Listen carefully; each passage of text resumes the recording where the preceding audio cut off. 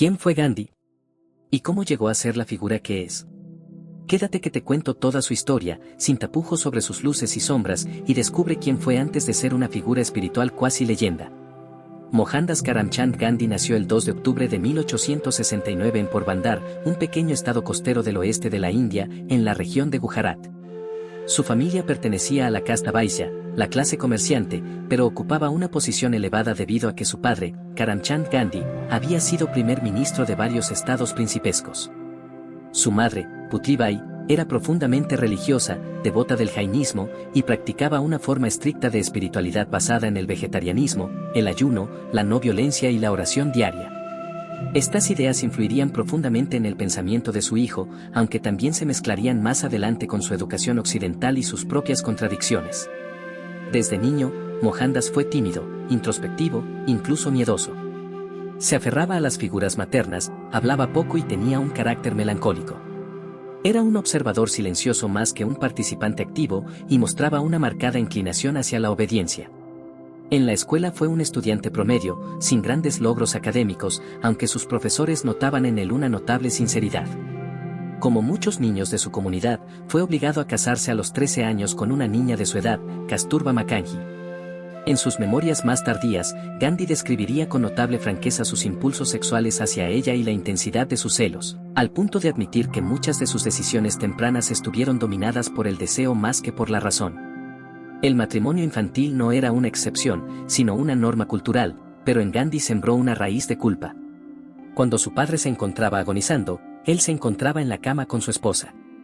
La noticia de la muerte de su padre lo golpeó con fuerza, dejándole una sensación de vergüenza que lo acompañaría toda su vida.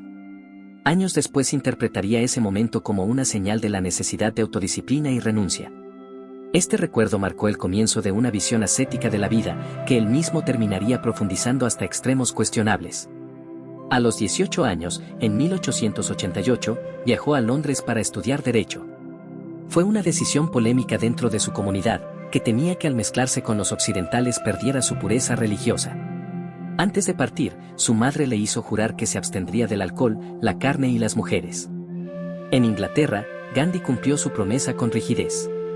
Vivía con austeridad, pero también intentaba asimilar las costumbres británicas. Se unió a clubes de vegetarianos, estudió religiones comparadas, leyó a filósofos como Tolstoy, Thoreau y Ruskin. En especial, la obra Under the Slash de Ruskin lo marcaría profundamente por su mensaje de igualdad social, trabajo manual y vida sencilla. Durante esos años, Gandhi empezó a forjar su carácter ético, aunque aún era un joven inseguro, sin un rumbo claro. En 1891, regresó a la India con el título de abogado. Pero su intento por ejercer el derecho en Bombay fracasó, era incapaz de hablar con soltura en público y se sentía fuera de lugar en los tribunales. Fue entonces cuando le ofrecieron un contrato por un año en Sudáfrica para representar a una empresa india en Pretoria. Aceptó sin saber que aquel viaje definiría el resto de su vida. En Sudáfrica se enfrentó, por primera vez, a una forma cruda y sistemática de racismo. Allí, los británicos y los afrikaners trataban a los indios como ciudadanos de segunda clase. El incidente más famoso ocurrió en 1893, cuando Gandhi fue expulsado a la fuerza de un vagón de tren por negarse a ceder su asiento de primera clase a un blanco, a pesar de tener un boleto válido. Esa humillación despertó en él una conciencia política que hasta entonces había estado dormida. Decidió quedarse en Sudáfrica más tiempo del planeado, organizando a la comunidad india, denunciando abusos legales, y finalmente, diseñando una forma de resistencia que no apelaba a la violencia, sino al sacrificio moral, el satyagraha. En esta etapa comenzó a distanciarse también de los valores del mundo moderno. Si bien vivía entre ciudades coloniales, Gandhi fundó asentamientos rurales como Phoenix Settlement, donde promovía una vida autosuficiente basada en el trabajo manual, la verdad y la abstinencia. Esta vida comunal lo alejaba de los lujos de su pasado y lo acercaba al ideal de santidad social que empezaba a forjar para sí mismo. En este punto se consolidó su visión de que la redención social no pasaba por el poder político, sino por la transformación espiritual del individuo. En 1906, tomó una de las decisiones más radicales de su vida, hizo voto de brahmacharya, es decir, de celibato. Aunque seguía casado con Kasturba y tenían ya varios hijos, Gandhi decidió abstenerse de cualquier forma de actividad sexual, incluso dentro del matrimonio. Argumentaba que el deseo sexual lo desviaba de su misión, que debilitaba su voluntad y que era una forma de esclavitud de los sentidos. Este voto se convirtió en el pilar de su disciplina personal, aunque sus prácticas posteriores despertarían muchas controversias. En los años que siguieron, Gandhi se volvió un líder cada vez más influyente en Sudáfrica. Organizó protestas masivas, huelgas, boicots, y fue arrestado en varias ocasiones. Su método de resistencia no violenta causaba confusión entre las autoridades coloniales, que no sabían cómo reaccionar ante una desobediencia masiva sin violencia. Aunque sus logros concretos fueron limitados, Gandhi logró obtener algunas concesiones, como el reconocimiento legal de los matrimonios hindúes y la abolición de ciertos impuestos discriminatorios. Sin embargo, también en esta etapa comenzaron a manifestarse aspectos oscuros de su personalidad. En su relación con Kasturba, Gandhi era autoritario y paternalista. Le prohibió asistir a algunas reuniones políticas, le negó el derecho a leer ciertos libros, y la reprendía por cuestionarlo. A pesar de su discurso sobre la igualdad y la justicia, mantenía una estructura de poder jerárquica en su vida privada. Además, sus experimentos con el celibato empezaron a derivar en prácticas controvertidas. En los años posteriores, se supo que compartía la cama desnudo con jóvenes, incluida su sobrina nieta, como forma de probar su autodisciplina sexual. Estos actos, que él defendía como pruebas de autocontrol, serían fuertemente criticados incluso por sus allegados más fieles. En 1914, tras 2 décadas en Sudáfrica, Gandhi regresó a la India como una figura conocida, aunque aún no era el líder que llegaría a ser. Había cambiado profundamente, su vestimenta era simple, su dieta frugal, su vida disciplinada. Abandonó los trajes occidentales por un dhoti de tela hilada a mano, símbolo de rechazo al industrialismo colonial. Regresó no solo como un abogado o un activista, sino como un símbolo viviente de resistencia ética. Lo que encontró a su regreso fue una India fragmentada, oprimida por el Imperio Británico, pero también dividida internamente por castas, religiones y privilegios. Gandhi comprendió que su lucha debía dirigirse tanto contra el poder extranjero como contra la injusticia dentro de su propio país. Fue entonces cuando comenzó a recorrer la India profunda, a conocer de primera mano las condiciones de los campesinos, los intocables y las mujeres marginadas. En esa etapa comenzaría la transformación más profunda de su figura, de activista a líder moral de masas. Cuando Gandhi regresó a la India en 1915, trajo consigo una reputación ya construida en Sudáfrica, pero aún no era considerado un actor central en la lucha por la independencia. India tenía otros líderes prominentes en el Congreso Nacional Indio, como Gopal Krishna Gokhale, quien apadrinó a Gandhi en sus primeros pasos dentro del movimiento. Gokhale le recomendó que antes de involucrarse en la política nacional, debía conocer a fondo el país que pretendía transformar. Y eso hizo. Durante más de un año, Gandhi viajó extensamente por zonas rurales, a pie o en tren de tercera clase, observando, escuchando y anotando. Lo que encontró lo estremeció. Más allá del dominio británico, había hambre, explotación, castas rígidas, supersticiones violentas, y una masa de campesinos analfabetos que ni siquiera imaginaban la idea de independencia. Comprendió que antes de hablar de revolución debía hablar de regeneración interna. Gandhi no quería simplemente expulsar a los británicos, quería rehacer a la India desde sus cimientos. Así comenzó a construir su imagen como Mahatma, que significa alma grande, aunque él nunca se autonombró así. La gente lo fue revistiendo de santidad. En su vida privada, profundizaba cada vez más en la austeridad. No solo mantuvo su voto de celibato, sino que comenzó a ver el deseo como un enemigo directo de la pureza espiritual. Dormía en el suelo, ayunaba por días enteros, vestía siempre igual. Comenzó a hilar su propia ropa con una rueca, convirtiendo ese acto en símbolo de autosuficiencia y resistencia anticolonial. Rechazó los productos británicos y promovió la economía Swadesi, es decir, la producción local. Para Gandhi, cada acto personal tenía una consecuencia política. En el plano público, Gandhi irrumpió en la política india como un fenómeno sin precedentes. Comenzó liderando causas locales. En Champaran, defendió a los agricultores explotados por los terratenientes británicos. En Ahmedabad, apoyó a los obreros textiles en huelga. En Queda, ayudó a campesinos víctimas de impuestos injustos. En todos los casos aplicó su método de resistencia no violenta, el satyagraha, que implicaba desobedecer sin odio, aceptar el castigo y sostener la verdad como arma política. Su figura comenzó a adquirir una fuerza simbólica. No hablaba con la lógica de los políticos, sino con la retórica de los profetas. Ayunaba para exigir justicia, marchaba en silencio, hablaba de alma, de pecado, de redención. Para muchos indios, se convirtió en una mezcla de santo, sabio y libertador. Sin embargo, Esa construcción era compleja. Gandhi también controlaba su imagen con precisión, sabía cuándo hablar, cómo mostrarse y qué simbolismos utilizar para conmover a las masas. En 1919, estalló uno de los momentos más dramáticos del dominio británico, la masacre de Amritsar. Tropas británicas dispararon sin advertencia sobre una multitud desarmada, matando a cientos. El hecho conmovió a todo el país y marcó el punto de no retorno. Gandhi respondió con un llamado al Hartal, una huelga nacional, que paralizó ciudades enteras. Pero cuando las protestas derivaron en violencia, Gandhi retrocedió. Canceló el movimiento, alegando que India aún no estaba lista para la no violencia. Este fue un patrón que repetiría a lo largo de su carrera, impulsaba movimientos masivos, pero al primer signo de descontrol los detenía. En esos años, también se acentuaba su forma particular de entender la lucha. Para Gandhi, la independencia no era solo política, era espiritual. Luchaba contra la opresión, pero también contra el deseo, el ego, la codicia. Proponía un modelo de India idealizada, rural, austera, autosuficiente. Se oponía a la industrialización, al consumo, incluso a la educación moderna si era impartida en inglés. Criticaba abiertamente a quienes vivían en las ciudades, incluyendo a sus propios seguidores, por no adoptar una vida sencilla. Su visión de la pureza no excluía las castas, aunque las cuestionaba parcialmente. Defendía la abolición de la intocabilidad, una forma extrema de discriminación dentro del sistema de castas, pero no abogaba por eliminar el sistema de castas como tal. Afirmaba que si cada persona cumplía con su deber dentro de su casta, el sistema podía ser armonioso. Esta postura le trajo críticas de reformistas sociales que consideraban el sistema injusto en su base. En lo religioso, Gandhi se declaraba hindú, pero tomaba elementos del cristianismo, el islam y el jainismo.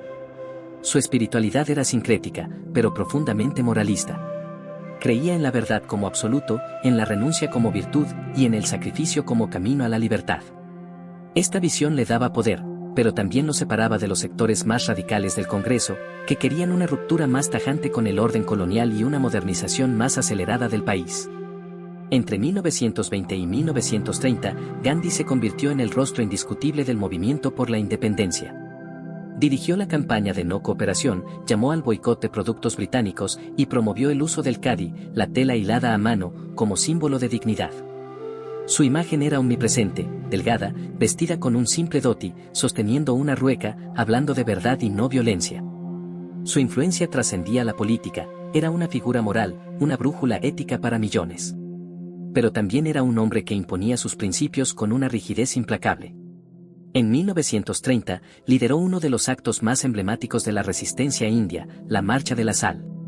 Recorrió 390 kilómetros desde su ashram hasta el mar, para recoger sal con sus manos como acto simbólico contra el monopolio británico. Miles lo siguieron. Fue arrestado, pero su gesto inspiró a millones. Gandhi había logrado convertir un puñado de sal en una declaración de libertad. Sin embargo, a medida que su figura crecía, también lo hacía el culto a su persona. Algunos lo veían como un semidios, otros como un obstáculo para una revolución más decidida. Su rechazo a la violencia lo alejaba de sectores jóvenes que, desesperados, optaban por el terrorismo.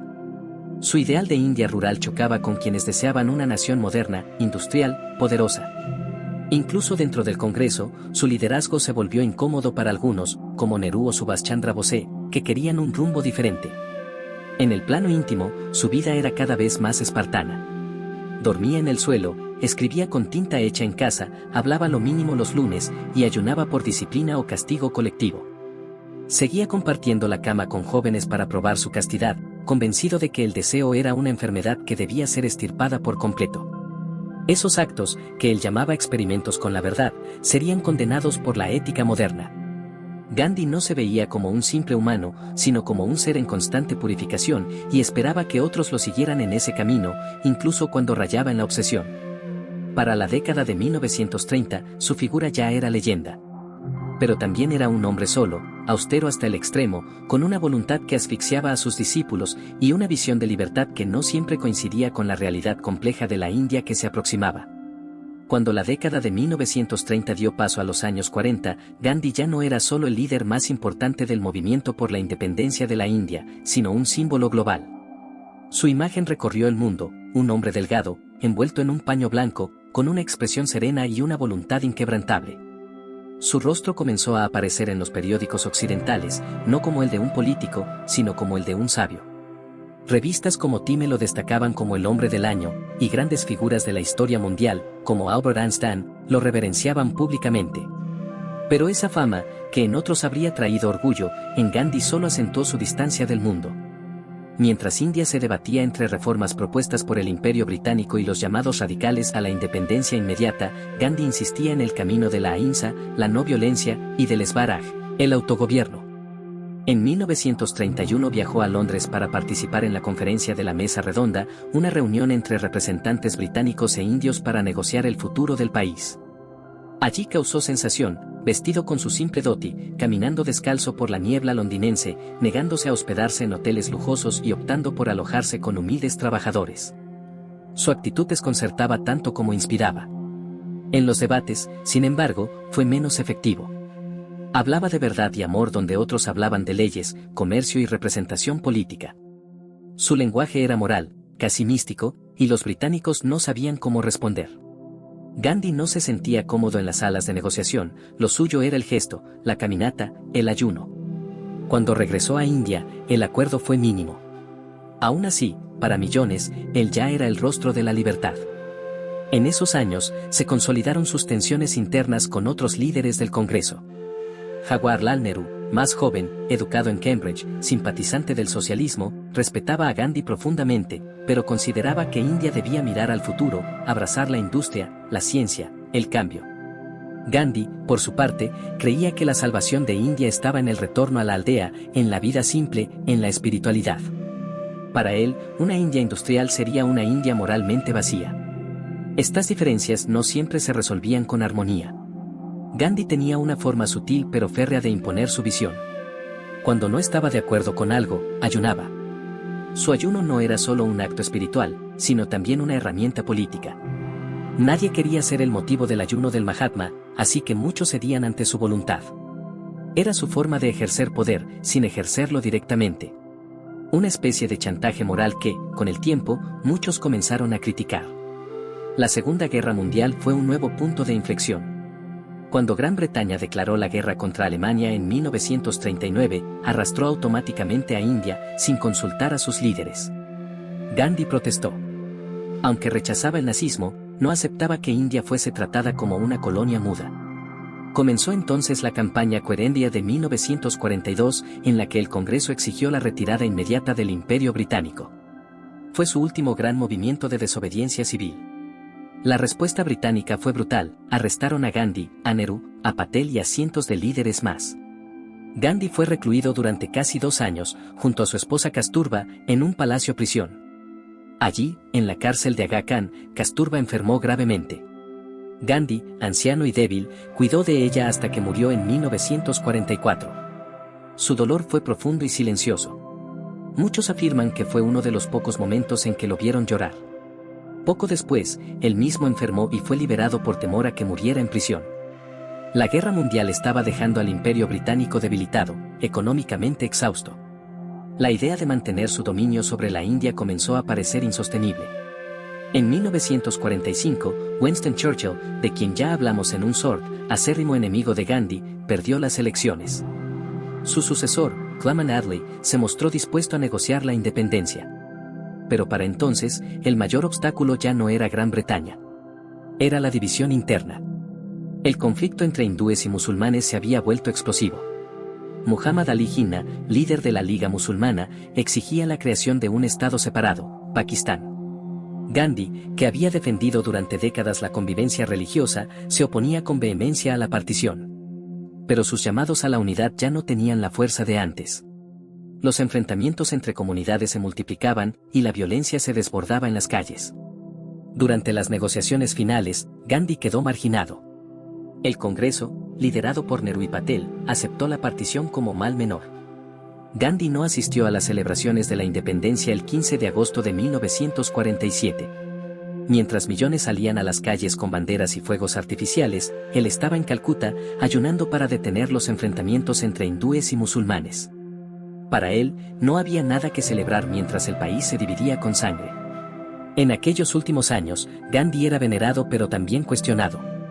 Su figura seguía siendo moralmente imponente, pero muchos ya no seguían su visión. Algunos jóvenes lo consideraban un obstáculo para una India moderna. Grupos nacionalistas hindúes lo acusaban de ser demasiado conciliador con los musulmanes. La pureza moral que había sido su escudo durante décadas comenzó a volverse un blanco.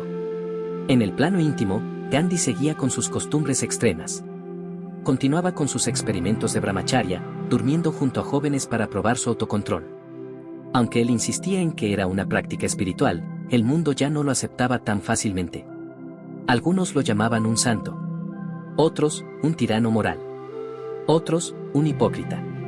Su figura, antes cristalina, comenzó a volverse opaca. Pese a todo, Gandhi nunca abandonó su camino. En los momentos más oscuros, seguía apelando a la conciencia de las personas. Creía que el alma de la India debía ser salvada, no solo su territorio. Su lucha no era solo por la independencia, sino por la redención. Y fue esa visión, cada vez más solitaria, la que lo acompañó hasta su último día. Los últimos meses de la vida de Gandhi fueron una especie de purgatorio en la tierra. Tras lograr la independencia, se encontró en un país desgarrado por la violencia, el odio y una partición que había intentado evitar hasta el final. Para muchos, el 15 de agosto de 1947 fue un día de gloria. Para él, fue un día de luto. «¿Qué libertad es esta que ha costado ríos de sangre?», escribió con amargura. Mientras Nehru hablaba ante el parlamento y ondeaba la bandera tricolor, Gandhi se encontraba en Calcuta, descalzo, en ayuno, intentando detener una masacre sectaria. Ese fue su verdadero rostro final, un hombre que intentaba apagar incendios con sus propias manos, mientras el mundo celebraba sin él. En septiembre de 1947, Gandhi viajó a Delhi, donde la tensión entre hindúes y musulmanes alcanzaba niveles alarmantes. La ciudad estaba llena de refugiados, tanto hindúes expulsados de Pakistán como musulmanes que huían de la India. Los campos de desplazados eran focos de dolor, rabia y desesperación. Gandhi, con casi 80 años, pasaba los días visitando heridos, mediando entre líderes religiosos y haciendo llamados desesperados a la paz. Su cuerpo estaba débil, su voz más suave que nunca, pero aún tenía una presencia magnética. Cuando hablaba, la gente se callaba. En enero de 1948, la situación empeoró. Los enfrentamientos aumentaban y Gandhi, convencido de que el gobierno no hacía lo suficiente, decidió iniciar otro ayuno hasta la muerte. Su propósito era claro: obligar a hindúes y musulmanes a cesar la violencia, a devolver mezquitas ocupadas, a frenar represalias. Fue su último gran acto político y espiritual. El país se paralizó. Nadie quería cargar con la culpa de su muerte. Los líderes accedieron a sus demandas. Otra vez, su cuerpo venció donde la política había fallado. Pero esta vez, también encendió odios profundos. Sectores radicales del nacionalismo hindú lo consideraban un traidor. No podían soportar que intercediera por los musulmanes, que exigiera el pago de las reparaciones a Pakistán, que hablara de unidad cuando ellos querían venganza. Fue entonces cuando Nathuram Godse, un activista hinduista de extrema derecha, decidió que Gandhi debía morir. El 30 de enero de 1948, al atardecer, Gandhi salió de su habitación para ir a su rezo vespertino en los jardines de Birla House, en Nueva Delhi. Caminaba lentamente, apoyado en dos jóvenes, sonriendo débilmente a quienes lo saludaban. Llevaba sus sandalias, su dhoti, sus gafas redondas. Era una figura frágil, casi transparente. De entre la multitud surgió Godse, quien se acercó fingiendo hacerle una reverencia. En un segundo, sacó un revólver y disparó 3 veces a quemarropa. Gandhi cayó. Su última palabra fue un susurro, Hey Ram, que significa «Oh, Dios». El país entero quedó mudo. Multitudes salieron a las calles a llorarlo. Su cuerpo fue llevado en procesión por millones. Lo incineraron según la tradición hindú, y sus cenizas fueron esparcidas por los ríos. Nehru habló por radio aquella noche, su voz quebrada: la luz se ha ido de nuestras vidas y hay oscuridad por todas partes. Pero no todo fue luto. Mientras el mundo lo canonizaba como un santo, surgieron voces que comenzaron a revisarlo críticamente. Algunos cuestionaban su moralismo implacable, su desprecio por los placeres, su resistencia al progreso. Otros no perdonaban su actitud ambigua hacia el sistema de castas o su insistencia en que las mujeres practicaran celibato y obediencia. Gandhi decía que el deseo sexual era una fuerza que debía ser subyugada, una postura que hoy sería vista como una forma de represión. También fue criticado por haber frenado a veces el ímpetu revolucionario. En varias ocasiones suspendió campañas de desobediencia civil justo cuando ganaban tracción, para evitar que derivaran en violencia. Para algunos, eso le costó años de retraso a la independencia. Su rechazo a las armas, aunque profundamente admirable, también lo hizo parecer desconectado de la realidad en momentos cruciales, como durante la Segunda Guerra Mundial. Gandhi tampoco fue inmune al racismo. En sus primeros años en Sudáfrica, expresó ideas peyorativas sobre los africanos negros, a quienes veía como inferiores a los indios. Más tarde, su pensamiento evolucionó, pero esos primeros escritos permanecen como una mancha incómoda en su legado. A pesar de todo, Gandhi dejó una huella imborrable. Inspiró a Martin Luther King Jr., a Nelson Mandela, a los movimientos pacifistas del siglo XX. Cambió la forma en que se concebía la lucha política, demostrando que la resistencia podía ser moral, simbólica, profundamente humana.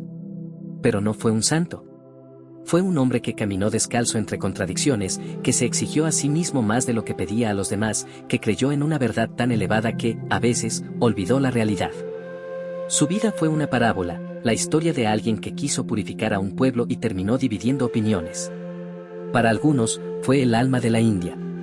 Para otros, un obstáculo a su modernización. Para todos, un personaje irrepetible.